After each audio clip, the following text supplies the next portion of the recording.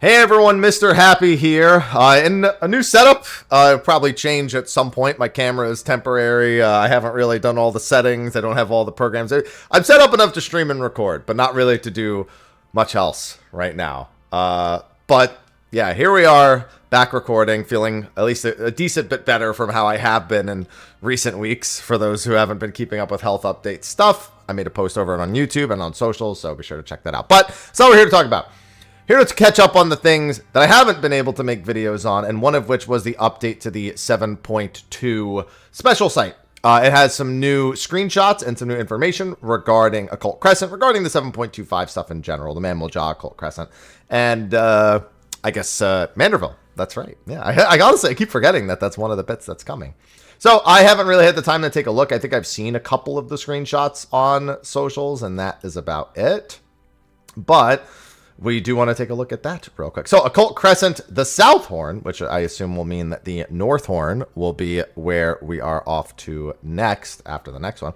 Yeah, betwixt Eorzea and Tural lies Shade's Triangle, a wave-washed grave to untold souls. Join one legendary explorer and his intrepid crew as they chart a course for these fearsome waters and unravel the mystery that swirls wherein. Now, so for those of you who haven't been keeping up, Occult Crescent is our exploration zone, not to be confused with Cosmic Exploration, which is really more like Ishgard.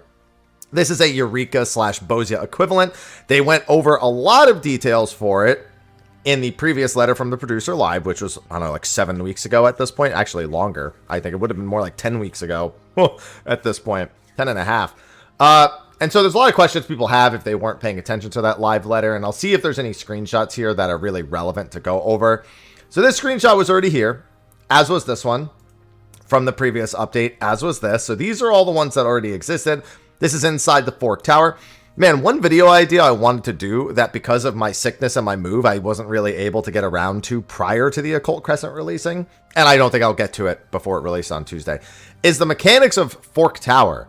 In Final Fantasy V, which Occult Crescent is based off of, the Fork Tower is split into a physical tower and a magical tower.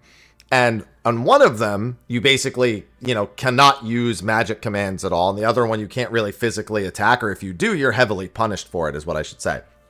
So I'm wondering if that's going to be how they treat the phantom jobs inside. At some point, half of the people are going to have physical only phantom jobs and the other half magic only ones. And there's going to be some punishment for using the wrong ones, or just straight disabling the ones that don't qualify.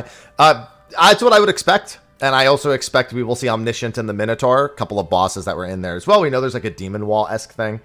And I'm willing to bet that by the end of it, by the end of 7.5, the final boss, I think I already know who it's going to be.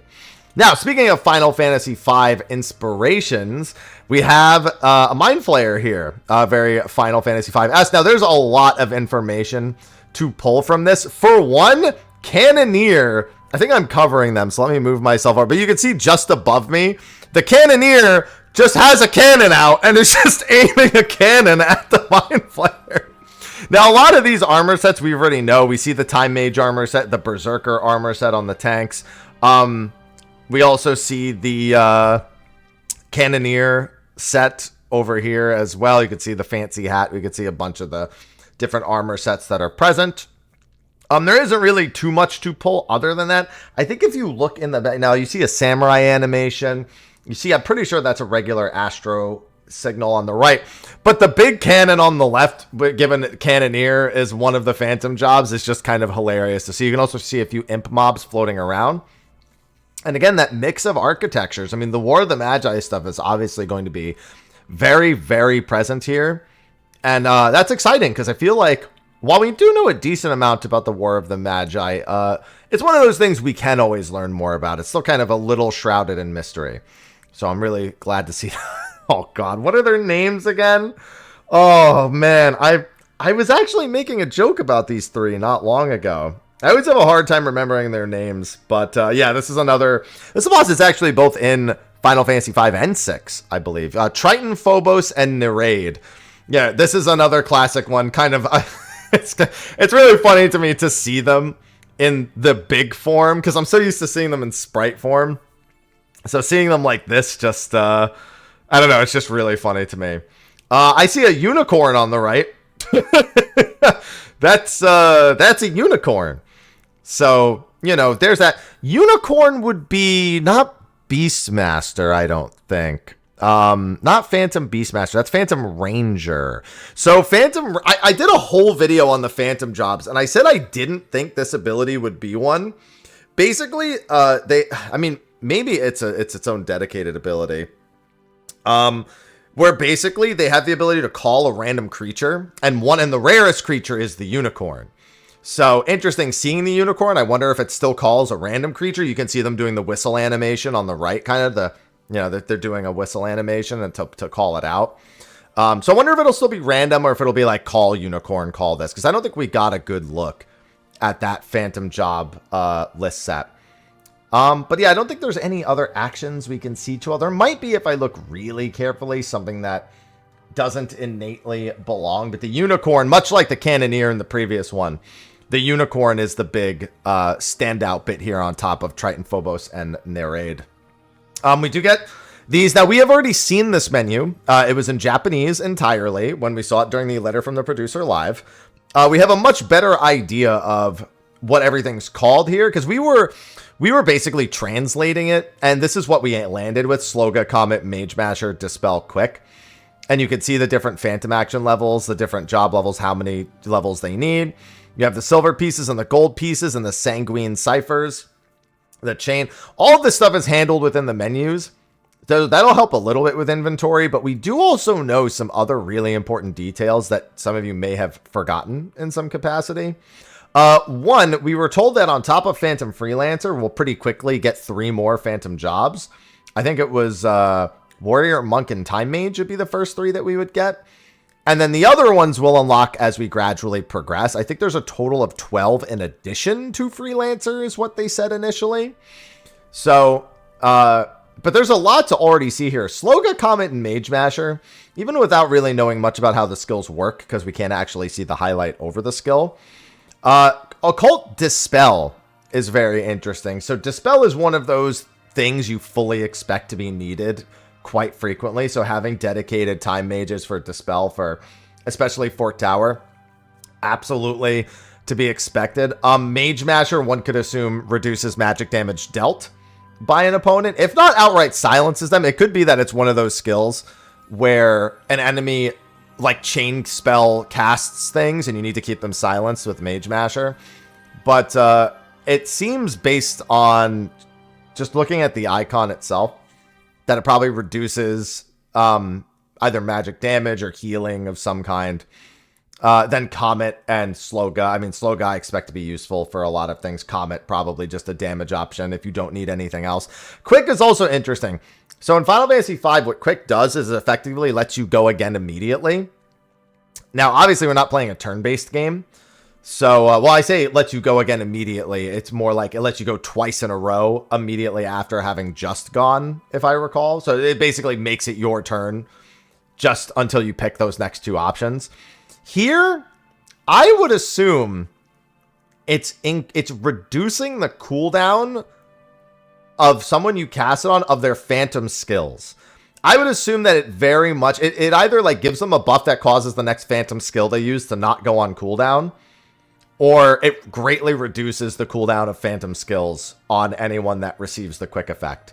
So whether or not they let you only use that on yourself, or maybe even if you just use it on yourself, just your normal skills, like maybe the cooldown of your skills, just like if you were like a warrior sub-time mage and you like quicked yourself, maybe you could inter-release twice in a row or something in that vein. But something along those lines is be what I would expect, even just reading these skills again. And then we got some more armor sets. So what's interesting is that we've seen, if we go back, there are several armor sets that we've already seen. Oops, sorry, I highlighted it by accident.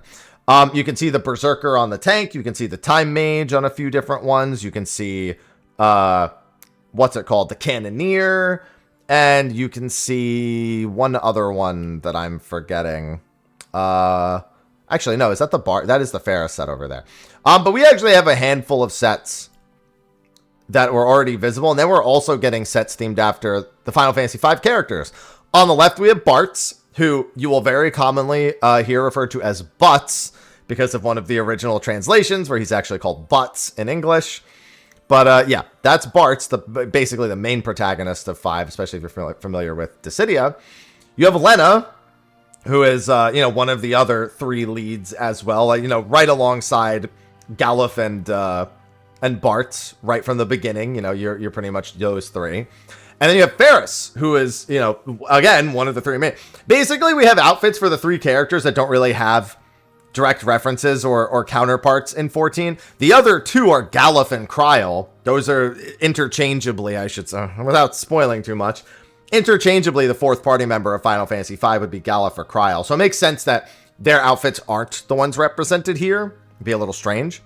But yeah, I really like the Ferris set especially, I think is a big highlight. But I mean, people are going to be enjoying the Bart's and Lena outfits, kind of following trend. I mean, we've seen a lot of kind of collaborative gear sets, especially this expansion, whether it be the Archangel set from 11 stuff or people remembering that Eureka has 11 stuff as well, which I should probably pull out to do this actually.